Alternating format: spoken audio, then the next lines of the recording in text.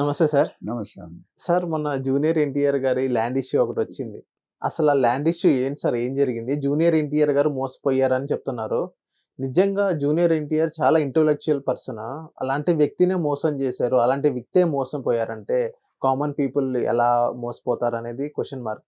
అసలు జూనియర్ ఎన్టీఆర్ గారి land issue అంటే అసలు మొత్తం సినారియో ఏం జరిగింది? మీ ఎక్స్‌పీరియన్స్ ప్రకారం చెప్పండి ఒకసారి. జూనియర్ ఎన్టీఆర్ అనే వ్యక్తి is a well known person in the complete India. Triple ఆర్ఆర్‌తో ఇన్ ది కంప్లీట్ వరల్డ్. ఆయన తెలియనోడంటూ ఉండడు. Hmm. After getting Oscar award. ఎందుకంటే మనకు కొన్ని చాలా చాలా సంవత్సరాలు, ఐ థింక్ 80, 90 ఇయర్స్ తర్వాత ఆస్కార్ అవార్డ్ వచ్చింది.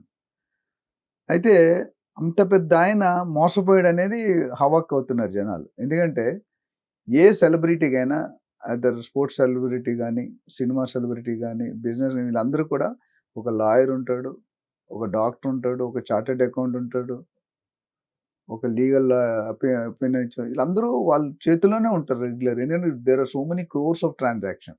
హ్మ్. సో వాళ్ళందరూ ఉన్నప్పుడు కూడా మోసపోయాడంటే ఇదేదో ఒక ఫ్రీ ప్లాన్, అది కూడా ఒక ఆడదాని చేతిలో ఆడవాళ్ళ చేతిలో, which is more sensible. Viral అవుతున్న వీడియో అంటే ఆవిడ జూనియర్ ఎన్టీఆర్నే మోసం చేసే స్టేజ్ కంటే ఈవిడ ఎంత పెద్ద హ్యాండ్ అనేది మీరు ఆలోచించుకోవాలి. హ్మ్.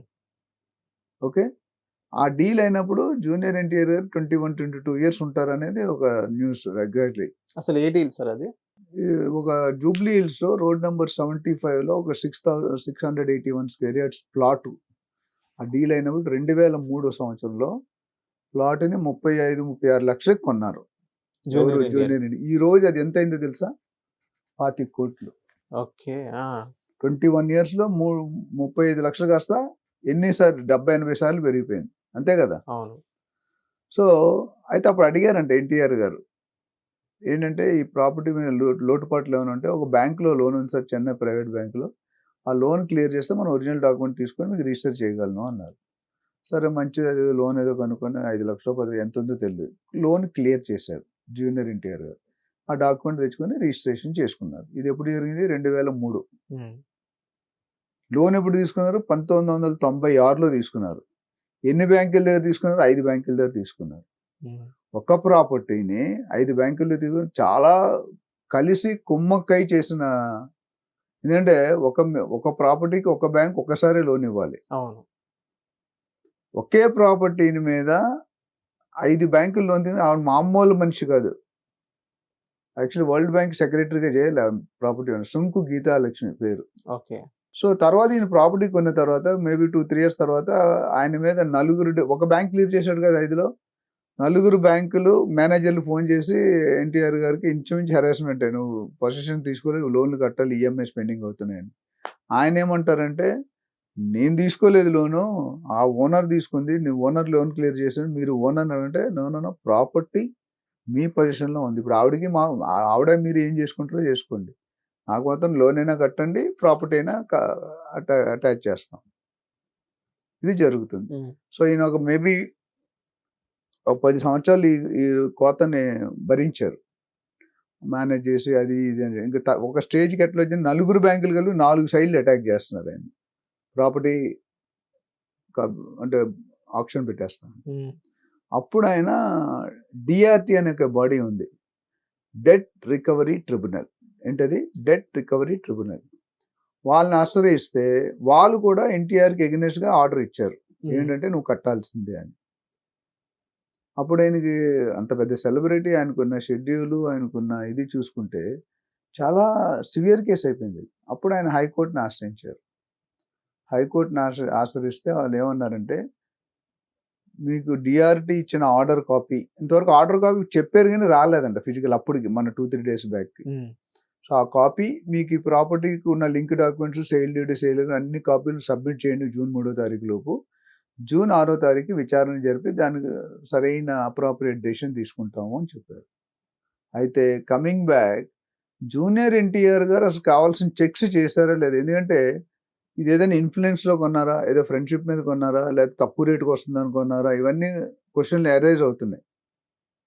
సో జనరల్గా ప్రాపర్టీ కొనేటప్పుడు మీరైనా నేనైనా కొనుక్కోవాలనుకుంటే లీగల్ ఒపీనియన్ తీసుకోవాలి, లింక్ డాక్యుమెంట్ చెక్ చేసుకోవాలి, ఈసీ ఉంటుంది, ఎన్కంబరెన్స్ సర్టిఫికేట్ తీసుకోవాలి. ఎన్కంబరెన్స్ సర్టిఫికేట్లు ఏంటంటే ఆ ప్రాపర్టీ పుట్టిన దగ్గర నుండి ఎన్ని చేతులు మారాయి, ఎన్ని చేతులు కొన్నారు, ఎన్ని చేతులు అమ్మారు, ఆ పేర్లన్నీ ఉంటాయి. ఏదైనా మార్ట్గేజ్ కానీ లేదా లోన్ ఉన్నా రిఫ్లెక్ట్ అవుతుంది. సో ఇది మరి ఈయన ఈసీ తీసుకున్నారా లేదా తెలీదు, లీగల్ ఒపీనియన్ తీసుకున్నారా లేదా తెలీదు, లింక్ డాక్యుమెంట్ చెక్ చేయించుకున్నారా లేదా తెలియదు. 3 బిగ్ క్వశ్చన్ మార్క్. ఒకవేళ ఆ 3 చేసుకోకుండా తీసుకుంటే it's default of junior NTR గారు. ఎందుకంటే EC is given by SRO office, government sub registrar of government. ఒకవేళ ఈసీ ఏమీ లేకుండా ఇచ్చారు ఎస్ఆర్ఓ ఆఫీస్ అంటే దాన్ని ఈయన కొద్దిగా విసురుబాటు ఉంటుంది. ఎందుకంటే ఆయన చెక్ చేశారు, బట్ అందులో రిఫ్లెక్ట్ కాలేదంటే ఎస్ఆర్ఓ ఈజ్ రెస్పాన్సిబుల్. ఆ కన్సర్న్ ఎస్ఆర్ఓ, జూబ్లీస్ బంజారా ఎస్ఆర్ఓ కింద వస్తే అది కన్సర్న్. ఒకవేళ ఈయన చెక్ చేసుకోలేదు, అసలు లేవు అంటే దెన్ దట్స్ కోర్ట్ డెసిషన్. ఈయన పెనాల్టీ వేయాలా, పనిష్ చేయాలా, లేకపోతే ఓనర్ని పట్టుకోవాలా, బ్యాంక్ వాళ్ళు పట్టుకోవాలి. అందరికీ పిక్చర్లో వస్తుంది. తీగలాగితే డొంక తెలియదు కదా. Owner is one side affected, నలుగురు bankers affected and junior NTR. So ఒక ప్రాపర్టీకి 5 లోన్లు ఇచ్చాడంటే అర్షద్ మెహతా అని ఒక ఆయన ఉన్నాడు. అవును, ఆ 3000 స్కామ్ అప్పట్లో చేశాడు. నాకు తెలిసి 1992 స్టాక్ మార్కెట్ 1992 స్కామ్. అవును. సో దానికంటే పెద్ద స్కామ్ లా కనిపిస్తుంది. ఎందుకంటే ఒక సెలబ్రిటీని చీట్ చేసే ధైర్యం ఉందంటే అది చాలా గట్స్ ఉండాలి. ఆయనకున్న ఇన్ఫ్లుయెన్స్ ఏదైనా చేయొచ్చు. ఆయన చెయ్యరు, అది చేస్తారా లేదంటే పక్కన పెడితే. సో అసలు అంత పెద్ద సెలబ్రిటీని చీట్ చేయాలని ఆలోచనే రావడం తప్పు. కొన్ని ఆలోచన వచ్చిన తర్వాత ఈయన చెక్ చేసుకోవడం ఈయన తప్పు. చెక్ చేసుకుంటే డెసిషన్ వేరేగా ఉంటుంది, చెక్ చేసుకోకపోతే డెసిషన్ వేరే ఉంటుంది. సో నార్మల్గా ఈ ప్రొసీజర్ ఫాలో అవ్వాలి. ఎవరైనా ప్రాపర్టీ కొనుక్కుంటే నేనేం సజెస్ట్, కొనుక్కునే ముందు approach a professional realtor like us. మాకు ఆ ఫీల్డ్ నాలెడ్జ్ ఉంటుంది. ఇప్పుడు మీకు మీడియా నాలెడ్జ్ ఉంటుంది, మాకు ఫీల్డ్ నాలెడ్జ్ ఉంటుంది. ఫీల్డ్ నాలెడ్జ్లో ఈ ప్రాపర్టీ కొనొచ్చా కొనుక్కోవడం, మా రియల్టర్ ఆక్షన్ అనే కంపెనీలో మీ ఇచ్చే ఇన్వెస్ట్మెంట్ అడ్వైస్ సెల్ అని ఉంటుంది. దాంట్లో ఏం చేస్తుంటే ఒక పర్సన్ ఫోన్, సార్ నేను ఒక 5 కోట్లు పెట్టాలి, ఎక్కడ పెట్టాలి, ఏ రోడ్లో పెట్టాలి, ఏ ప్రాజెక్ట్లో పెట్టాలి, రెసిడెన్షియల్ కమర్షియల్ రేట్ ఎంత వస్తుంది, టైటిల్ క్లియర్ ఉందా లేదా, ఈసీ ఉంది, ఇవన్నీ కూడా మేము స్టడీ చేస్తాం. స్టడీ చేసి వాళ్ళకి ఎస్ నో అని చెప్తాం. ఇక్కడ అంత జరిగిందా, కాన్ఫిడెన్షియల్లో జరిగిపోయిందా, అడవిల్లో జరిగిందా, రేట్ తక్కువ అని జరిగిందా, లేకపోతే ఎవరైనా కావాల్సుకొని ఆయన ఇరికించారా, ఇవన్నీ కూడా ఏ క్వశ్చన్ అయినా అవ్వచ్చు. మీకు అర్థమైందా? సో ఇవన్నీ కూడా కోర్టు పరిశీలించి ఒక సరైన నిర్ణయం తీసుకుంటే. However we will wish good luck to junior NTR so that he has to come back nicely without any problem అని. అయితే ఒక్క పాయింట్ చివరిగా ఏంటంటే, బ్యాంకు వాళ్ళు కూడా సిడిఎస్ అని ఉంటుంది, సెంట్రల్ డేటాబేస్ సిస్టమ్ అని ఉంటుంది. ఏ బ్యాంకు లోన్ ఇచ్చినా ఆ సెంట్రల్ డేటాబేస్ రిఫ్లెక్ట్ అవుతుంది. మరి ఈ నలుగురు అంత తప్పు చేశారంటే is it manipulated and managed by the owner to the bank manager ఉండొచ్చు.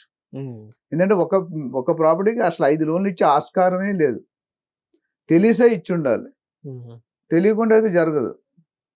ఎందుకంటే ఇప్పుడు నీ ఒక బ్యాంక్ తీసుకుని, అది కూడా మంచి బ్యాంకులు, ఎస్బీఐ ఉంది, ఓరియంటల్ బ్యాంక్ ఆఫ్ కామర్స్ ఉంది, ఇండ్స్ఇండ్ బ్యాంక్ ఉంది, మంచి మంచి బ్యాంక్స్ ఉన్నాయి. ఎంత ఇచ్చారు సార్ లోన్ అప్పటికి? లోన్ అమౌంట్ ఎంతో తెలియదు కానీ ప్రాజెక్ట్ కొనుక్కున్న వాల్యూ 35-36 lakhs. మేబీ అందులో 5 లక్షలు 10 లక్షలు ఉండొచ్చు, మనకు తెలియదు. 96లో అయితే అంత కూడా ఉండదు. ఈ లోన్స్ ఎప్పుడెప్పుడు అన్ని ఒకసారి ఉండదు, అంచెలంచెలుగా తీసుకొని ఉంటారు. తెలివిగా ఓనర్ ఏం చేశారంటే ఈ అమ్మిన వరకు ఈఎంఐస్ కట్టారు వాళ్ళు, తర్వాత ఈఎంఐస్ కట్టడం మానేశారు. అప్పుడు బ్యాంక్ వాళ్ళు బయటకు వచ్చారు. Thank you sir. Thank you.